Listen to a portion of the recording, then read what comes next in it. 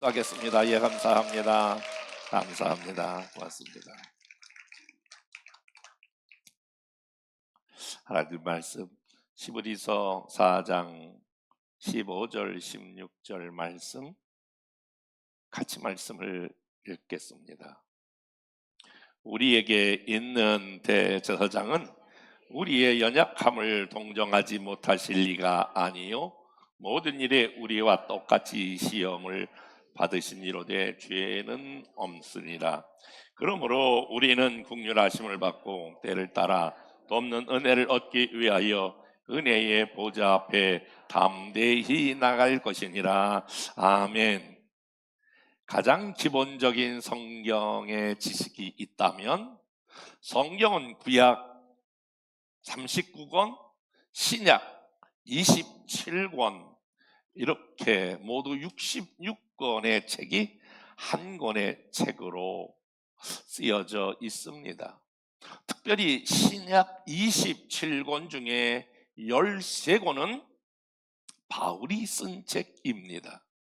그런데 바울이 쓴 책을 보면 언제나 모든 책을 두 가지로 분류할 수 있는데 한 앞부분은 교리적인 면을 다루고 있습니다. 그리고 뒷부분은 윤리적인 면을 다루고 있습니다. 교리적인 면이라고 하면 여러분들은 조금 이해하기가 어렵겠지만 과연 무엇을 믿어야 하는가라고 하는 부분이고 그 믿은 부분을 바탕으로 해서 뒷부분은 어떻게 살아야 하는가라고 하는 것입니다. 사람이 무엇을 믿느냐에 따라 그의 행동이 달라지게 때문입니다. 그렇다면 바울의 13권의 교리적인 부분에 여러 이야기를 다루고 있는 것이 아니라 가장 중요하게 다루고 있는 단어 하나가 있는데 그게 은혜라고 하는 단어입니다. 그러므로 바울이 쓴 13권에서 가장 많이 나오는 단어 은혜라고 하는 이 단어를 우리는 좀 더 지나가는 말로가 아니라 이 은혜라고 하는 말을 폭넓게 아니고 그리고 깊게 이해할 필요가 있습니다. 은혜라고 하는 이 단어는 헬라어로 말하면 카리스라고 하는 말로 되어 있고 이 은혜라고 하는 말을 영어로 말하면 그레이스라고 하는 단어로 쓰였으며 우리 한국말 은혜는 내가 값없이 받은 사랑 이런 뜻으로 쓰여져 있습니다. 결론적으로 말하면 은혜라고 하는 것은 내가 자격이 부족함에도 불구하고 하나님이 나에게 주시는 놀라운 선물 이렇게 표현할 수가 있습니다. 기독교 작가 유명한 필립 안시라고 하는 사람은 기독교 2000년 역사 가운데에 유일하게 탈색되거나 변질되지 않는 한 단어, 상하지 않는 한 단어가 있다. 그 단어는 은혜라고 하는 단어이다. 여러분, 기독교를 대표할 만한 여러 가지 단어들이 있는데 사랑, 정의, 자비, 소망, 공의 이런 단어들이 있지만 그 단어들은 조금씩 약간 변색되었다면 오늘 바울이 강조하고 싶은 이 은혜는 아직도 살아서 펄펄 끓어오르는 살아있는 그리고 때묻지 않는 단어가 은혜다라고 하는 말로 정의했습니다. 여러분, 어느 날 하나님이 나에게 주신 은혜, 이 은혜를 생각하면 어느 때는 가슴이 뭉클해질 때가 있어요. 하나님이 나에게 주신 은혜, 이 은혜를 생각할 때에 어느 때는 눈가에 눈물이 머금을 때가 있어요. 저는 80년도부터 목회, 물론 전사까지 해서 시작해서 오늘까지 46년간 목회라고 하는 이 사역을 감당했습니다. 그런데 40년이 넘는 긴 세월 동안 많은 사람들을 만나고 나 자신을 돌아봐도 예수 믿으면서 가장 행복한 사람이 어떤 사람일까? 라고 할 때에 그 사람은 다름이 아니라 은혜 가운데에 머물러 있는 사람입니다. 신앙생활 오래 했어도, 직분이 있어도, 가진 게 많아도, 배운 게 많아도 이 은혜가 사라지면 그 사람은 전혀 행복하지가 않습니다. 그러므로 사단은 저와 여러분들이 지금까지 임한 이 은혜라고 하는 이 한 단어를 빼앗아가기만 하면, 여러분, 이 사람은 무슨 일을 해도 기쁨이 없고 무슨 일을 해도 피곤하고, 이 사람은 무슨 말을 해도 다른 사람에게 상처를 줘요. 그리고 무슨 말을 들어도 맨날 상처받았다고 그래요. 그래서 사단이 여러분 안에 있는 은혜를 도둑질해 가려고 총력으로 공격합니다. 반대로 만약에 저와 여러분의 삶에 은혜가 넘치면, 은혜가 저와 여러분들에게 머물러 있으면 이럴 때가 많아요. 아니, 저분이 저런 어려움이 있는데, 여러분 정말 저는 이제 한 번 한 번 깊이 이렇게 상담할 때가 있는데, 야, 어떤 저런 어려움을 인생을 경험하면서도 어떻게 하나님 앞에 나올 수 있지? 아니, 저런 어려움을 갖고도 어떻게 여기 가면 여기서 봉사하고 저기 가면 저기서 봉사하고, 아니 그 어려움을 겪으면 벌써 쓰러지고 뭐 불평하고 원망하고 나자빠지고 별짓을 다 해야 되는데 늘 웃고 있어. 아니 어떻게 그렇게 웃냐고.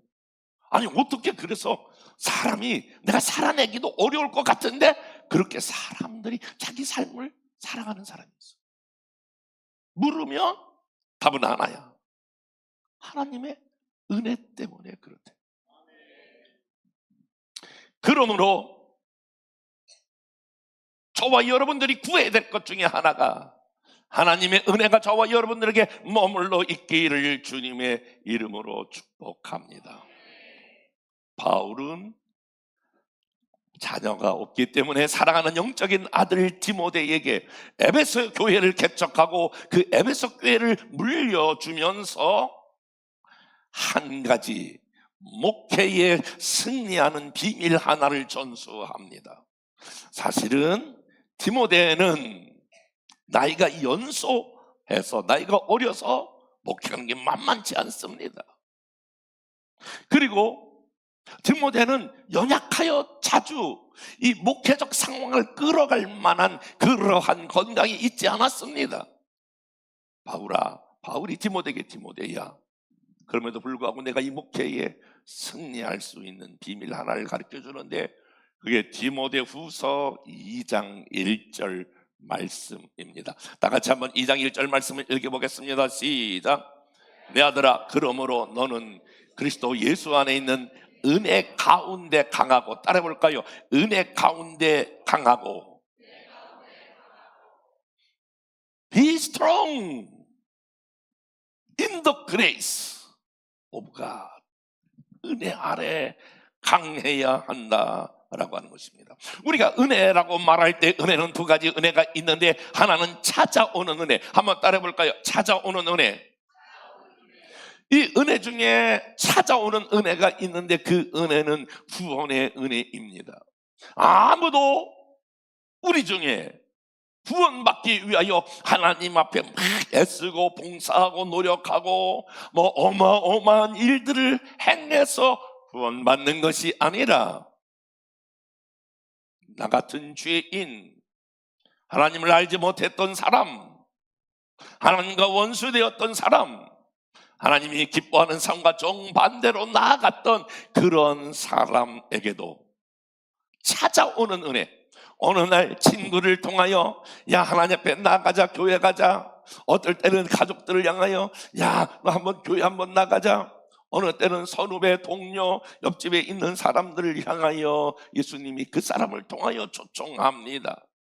한 번도 교회 나간 적이 없지만은 때로는 내가 하나님 앞에 실망하고 내가 무너져 있던 그 순간에 누군가의 손을 잡고 하나님 앞에 여러분 나오지 않습니까?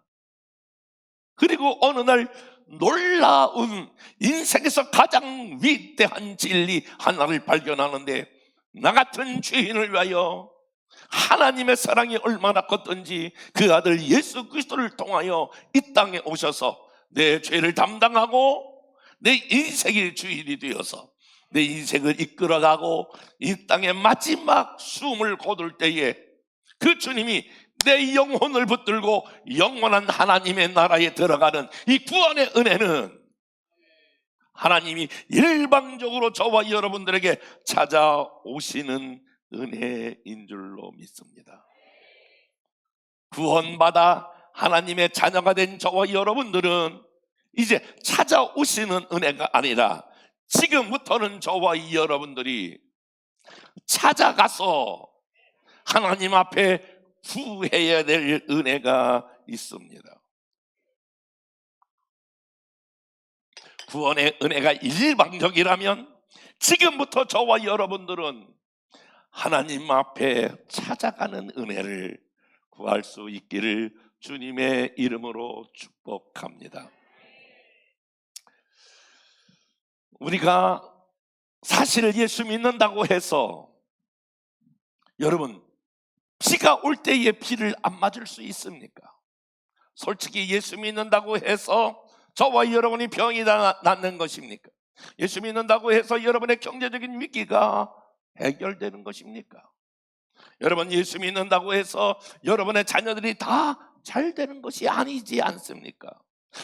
예수 믿어도 여전히 아프고 힘들고 눈물 날 때가 많습니다. 그런데 그런 어려움이 찾아올 때마다 이제부터는 그 위기를 극복할 수 있는 찾아가서 하나님 앞에 도움을 얻는 은혜가 있게 되는 줄로 믿습니다. 가만히 있으면 안 되고 찾아가야 된다는 거예요. 그래서 오늘 성경은 때를 따라 돕는 은혜가 있는데 이 은혜를 얻기 위하여 보좌 앞에 담대히 쏜살같이 용감하게 나가야 한다. 오늘 읽었던 히브리서 4장 16절 말씀을 다시 한번 읽어보겠습니다. 시작.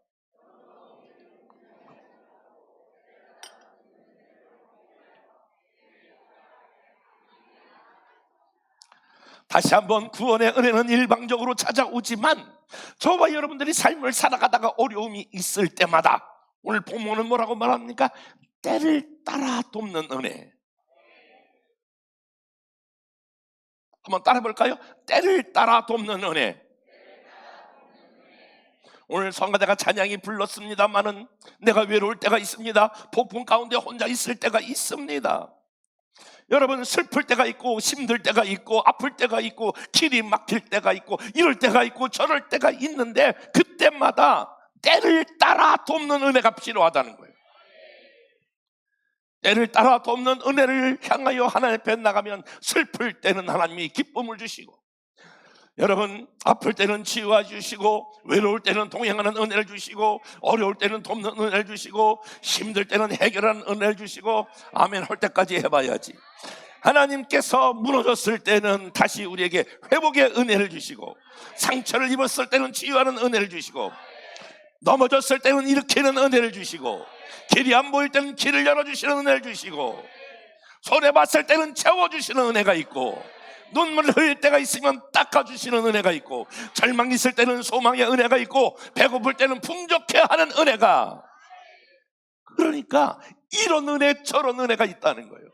은혜는 한 가지 은혜만 있는 것이 아니라 내가 맞는 때를 따라 돕는 은혜 앞에 이제 여러분 가만히 있으시면 안 되고 은혜의 보좌 앞에 담대하게 날래게 잽싸게 머뭇머뭇거리지 말고 하나님 앞에 은혜 앞에 나가야 한다라고 하는 거예요. 어려운데 이렇게 전문적인 용어를 하면 열방교회는 수준이 높아서 제 이 전문적인 용어를 알아들을지 모르겠는데 한번 써볼게요. 여러분 어려울 때 방구석에 틀어박혀 있지 말고, 여러분 내게 은혜를 주시는 하나님 보좌 앞에 담대히 나오라라고 하는 거예요. 여러분 이렇게 사람들을 보면 저 사람에게는 하나님의 은혜가 있다, 이런 사람들이 보여요. 왜 그 사람이 그런 은혜가 있을까요? 여러분 왜 그렇다고 생각하십니까? 간단해요. 그런 은혜를 구했기 때문에.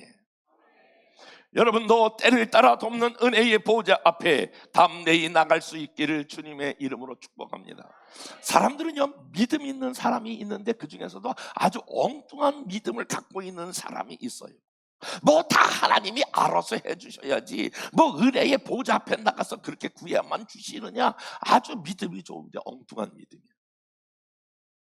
다 하나님이 알아서 해주시는, 아니에요. 하나님이 다 알아서 해주시는 것이 아니고, 하나님은 때를 따라 돕는 은혜를 얻기 위하여 구해야 합니다. 찾아야 합니다. 문을 두드려야 합니다.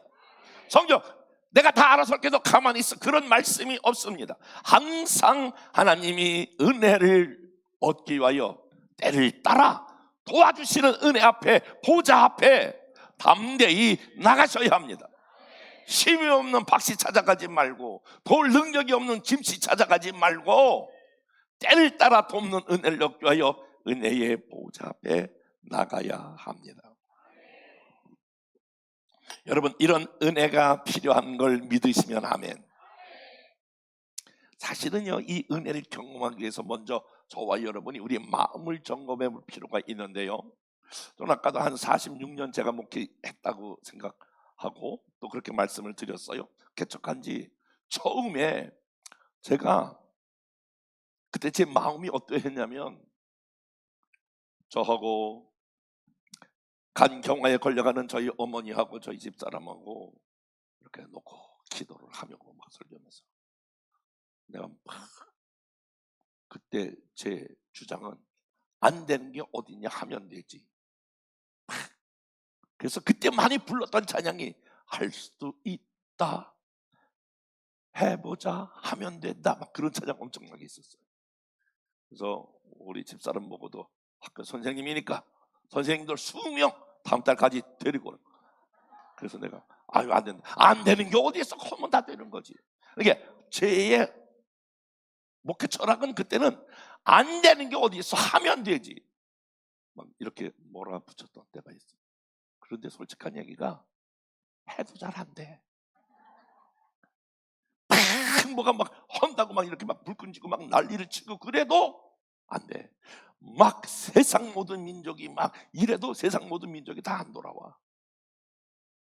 초창기 때는 그런 찬양 많이 불렀어요. 막 강하게 밀어붙이는 찬양. 어느 한순간에 가니까 내가 너무나 연약한 존재라는 걸 알았어. 그래서 찬양할 때 주여 손들고 주 앞에 옵니다, 전부여 의지 없어서, 그 찬양 많이 불렀어요. 전부여 의지 없어서 주 나 박대하시면 내 어디 가리까. 근데 그걸 깨달았어. 야, 내가 진짜 약한 존재라구나. 그러다가 또 한동안에는 찬양이 바뀌기 시작했어요. 그 찬양의 내용은 뭐냐면 오늘 불렀던 찬양. 야, 이렇게 목회가 막 허면되고 아이고 내가 약해요 이래가지고 되는 게 아니라 은혜가 필요하구나. 은혜 아니면 나 살아갈 수가 없네. 호흡마저도 다 주님 것입니다. 하나님의 은혜가 있어야 합니다. 그리고 요즘은 가장 많이 제가 속으로 외치는 게, 여러분 이런 찬양이에요. 주님이 하셔야 합니다.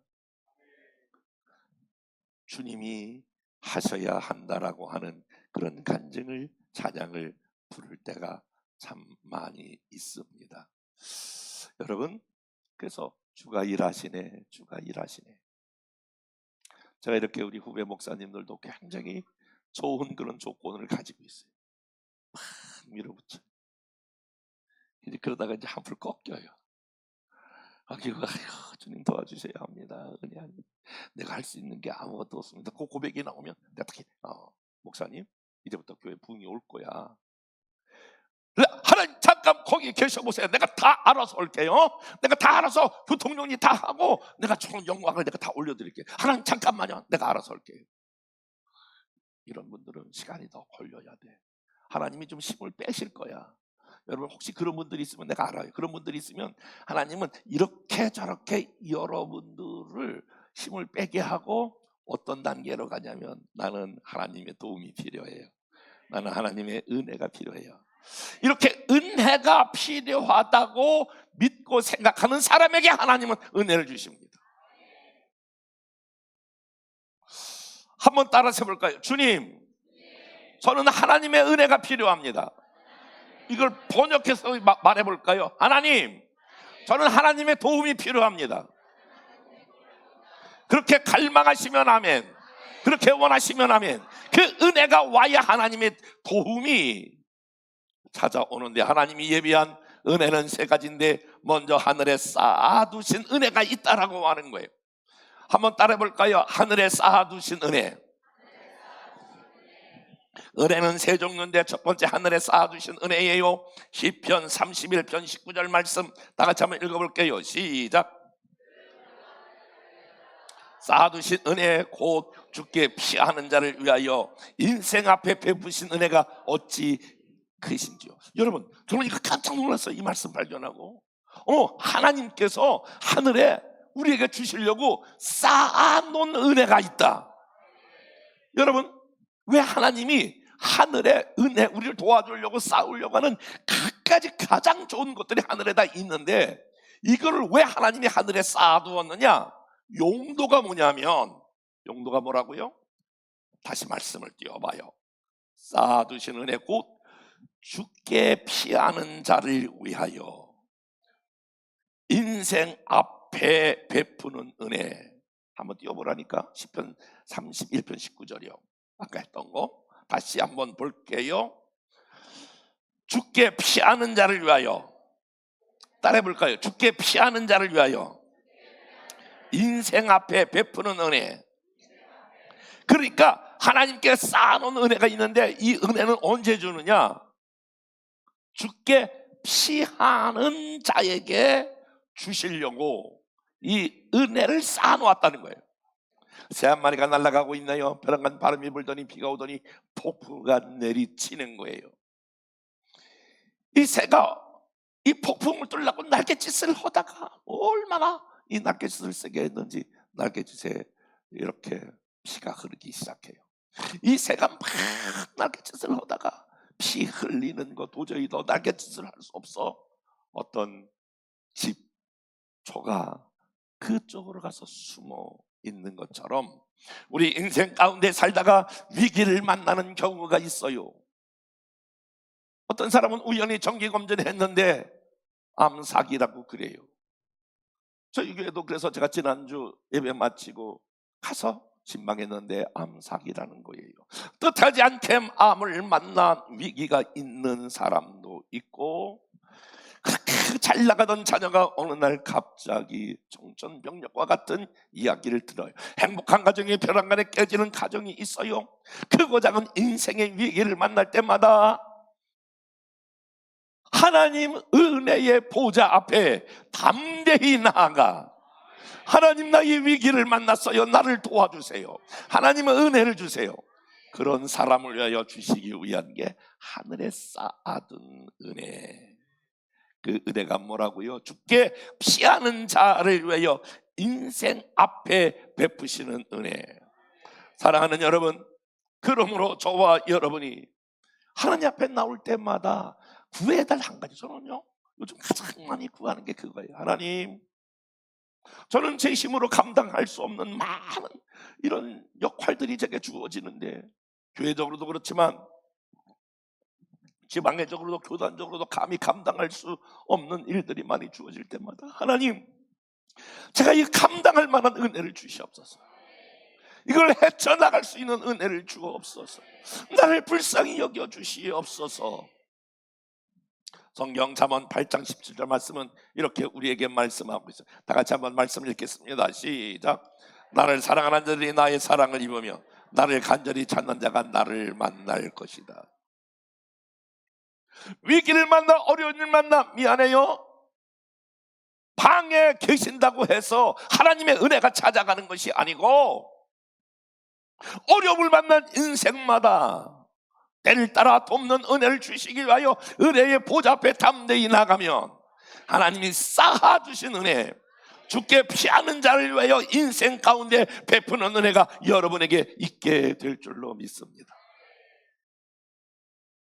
잠언 8장 10절 다시 한번, 나를 사랑하는 자들이 나의 사랑을 입으며 나를 간절히 찾는 자가 나를 만날 것이라.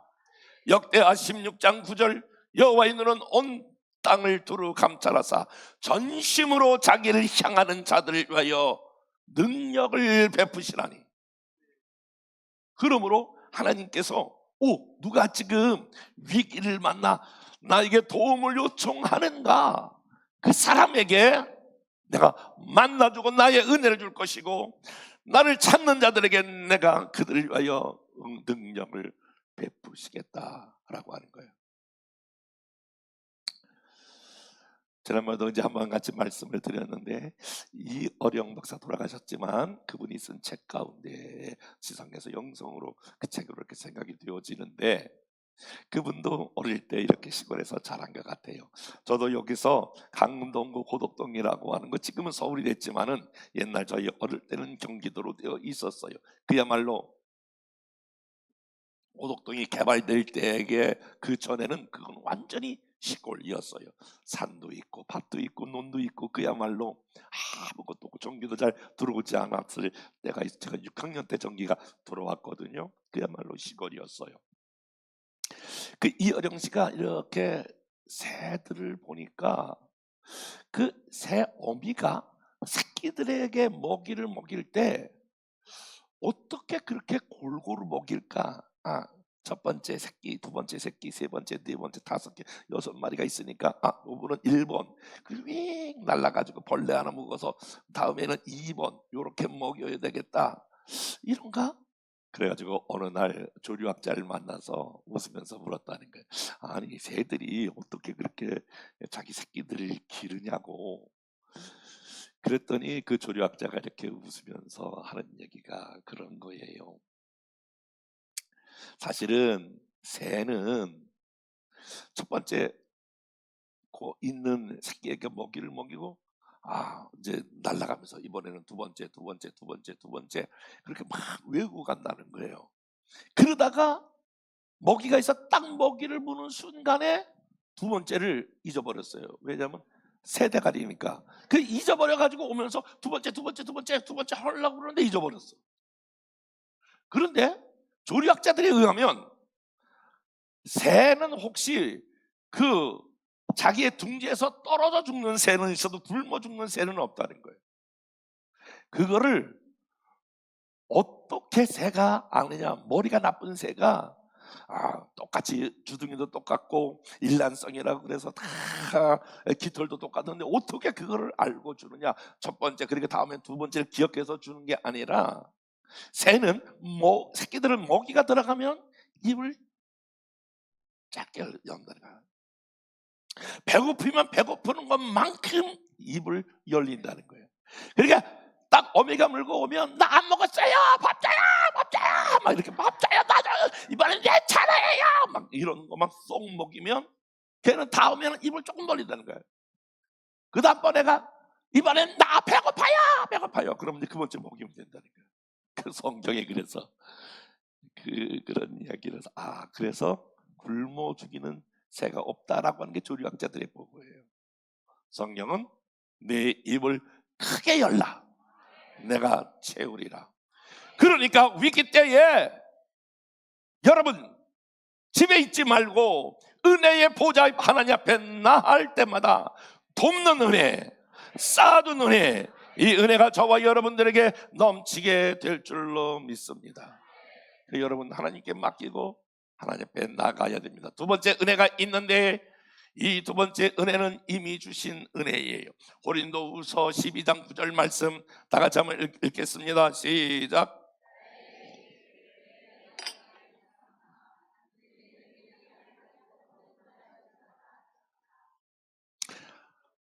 됐어요? 바울이 이제 사역을 하려고 그러니까 그 몸에 너무나 치명적인 병을 가지고 있었어요. 그러니까 하나님 이 병을 고쳐주세요 그랬더니 하나님께서 병을 고쳐주시기 전에 내 은혜가 내게 족하도다. 한번 따라해 볼까요? 내 은혜가 내게 족하도다. 그러니까 이미 받은 바 은혜를 생각해 보라는 거예요. 바울에게 하나님께서 베푸신 은혜, 죄인 중에 괴수요, 그리고 예수 믿는 사람을 잡아서 그리고 회당에다 넘기고 그 사람을 죽이게 하는 그 엄청난 일을 하다가 예수님께서 그를 만나 주심으로 그가 이제 거듭나 하나님의 복음을 전하는 사람으로 되어가면서 바울은 엄청난 나를 향한 하나님의 은혜를 깨달았어요. 여러분, 저는 진짜 저도 제 시간을 제어할 수 없을 만큼 요즘 너무 바쁜 시간들을 보내고 있어요. 여기저기서 찾는 사람도 많고 전화 온 데도 많고 뭐 이건 교단적으로 지금은 제가 감당하기 어려울 정도로 많은 그런 바쁜 속에 살아가는데, 그럼에도 불구하고 제가 가끔 제가 하던 일을 약간 중단하고 머물러 있어 한 가지 생각하는 게 있어요. 지나간 날들 하나님께서 내게 베푸신 은혜, 고아와 같았던 나를 만나주신 은혜, 그 수많은 시간들 지하실에서부터 시작해서 여기까지 오는 시간, 하나님의 은혜가 한 번도 나를 떠난 적이 없고 내 뒤를 졸졸졸졸 쫓아오면서 은혜로 내게 베푸신 이 은혜를 생각하다가 어느 날은 무릎을 꿇고 하나님의 은혜가 내가 감당할 수 없어요. 나를 만나주시고 여기까지 인도하신 은혜, 한 곱이 넘기면 한 곱이 넘길 때 또 은혜를 주시고 한 문제를 만나면 또 한 문제를 만나 여기까지 오게 하신 이 하나님의 은혜, 이 은혜를 생각하면 지금 어느 때는 상황과 환경은 마른 장작같이 배짱 말랐지라도 하나님이 나에게 베풀어 주신 이 은혜를 묵상하면 다시 힘이 생기고 용기가 생기는 것을 보게 됩니다. 사랑하는 여러분, 여러분들은 이미 받은 은혜가 커요. 받은 은혜가 크다고 생각하시면 아멘. 받은 은혜가 없다고 생각하시면 아멘. 두 사람.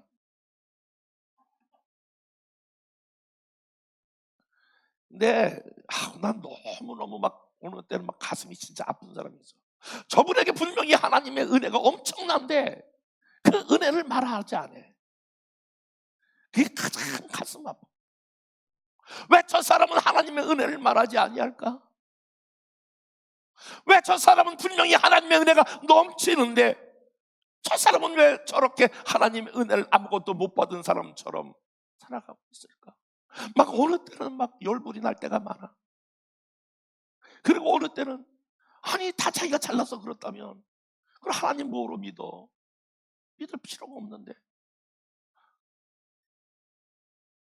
바라기는 베풀어 주신 하나님의 은혜에 감사하고 감동하고 감격하는 은혜가 있기를 주님의 이름으로 축복합니다. 한번 옆에 사람과 말해요. 정말 하나님의 은혜로 내가 여기까지 살아왔습니다. 한번 고백해봐. 시작.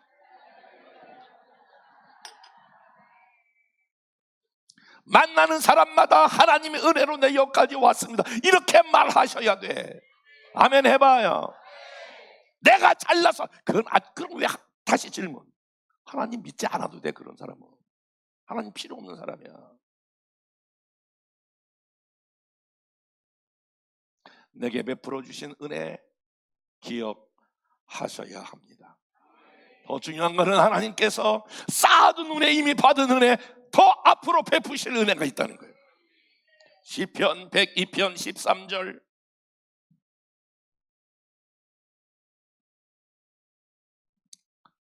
아니 내가 이 말씀 하기 전에 진짜 제가 어느 교회에 잘 생각이 안 나는데 부흥회 갔어요. 내가 아침 저녁은 안 한다고 그러니까 점심만 같이 먹는 걸로 그 교회에서 하고, 저녁에 굉장히 어느 날 배가 고파가지고 그 숙소 옆에 있는 호텔에 딱 들어갔어요. 감자탕 집에 들어갔어요. 감자탕 집에 들어가면서 내가 엄청 은혜도 받고 엄청 웃은 게 있어요. 감자탕에 이런 게 하나 붙었더라고. 띄워봐봐. 이 은혜를 어찌다 갚을까? 이 감자탕 집에 붙여 있는 한가인이 소주를 팔면서 우리 소주 한 잔을 사준 사람에 대한 은혜를 어찌 갚을까? 그래가지고 내가 내가 이 소주 한 병 팔아준 사람도 내가 은혜를 잊지 않겠다라고 하는 저 글을 보면서 나는 받은 은혜가, 한번 옆에 사람과 인사하겠습니다. 소주 한 병에도 은혜를 받자. 시작.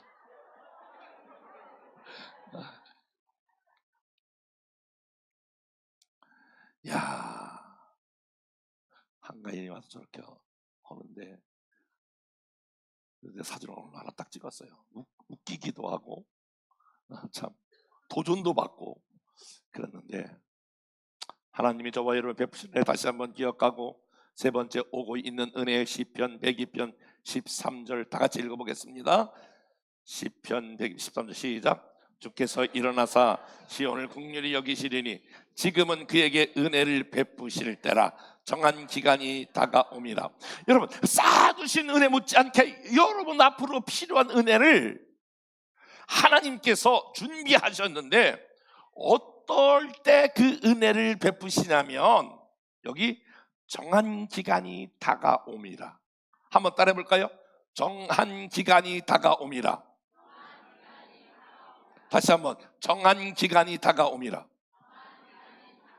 어떤 사람에게는 여러분의 문제가 1년 만에 하나님께서 은혜를 베풀어서 1년 만에 마감하는 은혜가 있고, 2년차 마감하는 기간이 있고, 3년차 마감하는 은혜가 있고, 5년차 마감하는 은혜가 다 하나님이 정해진 시간이 있다는 거예요.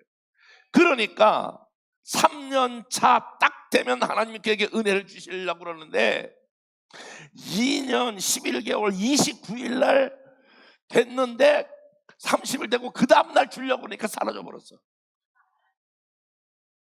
그러니까 사랑하는 여러분, 언제나 저와 여러분들에게 중요한 거는 정한 은혜가 있다는 거예요. 이 은혜를 받기 위해서는 한번 따라해 봅시다. 버티자, 견디자, 이겨내자. 할렐루야. 버티고 이기고 견뎌내야 3년째 되면 3년째 주는 은혜가 있고, 1년째 주는 은혜가 있고, 한 달째 주는 은혜가 있고, 10년째, 아멘 해봐, 10년째 주는 은혜가 있고, 30년째 주는 은혜가 있고, 다 정한 때가 있다는 거예요. 그러니까 정한 은혜, 앞으로 미래 은혜를 받으려면 여러분이 믿음으로 이겨내고 버텨내야 될 줄로 믿습니다. 여러분, 다른 거 구하지 말고 이렇게 구해보세요. 하나님, 오늘 말씀 들으니까 내가 어려운 때에 하나님 앞에 나아가 구하면 어려운 때에, 위기 때에 주시고자 하는 은혜가 있다라고 하는데, 그 은혜 내가 필요합니다. 하나님, 지나간 날들 인간의 관점으로 보지 말고 하나님의 은혜의 관점으로 보면 은혜 아닌 게 없어. 모든 게 은혜야. 하나님, 그래서 그 은혜를 힘입어 오늘을 이겨나가게 하시고, 앞으로 내가 한 달 후에 하나님의 정한 때가 있는 은혜가 있는데 그 은혜를 받아 누리게 하옵소서. 다 같이 일어나셔서 찬양합니다.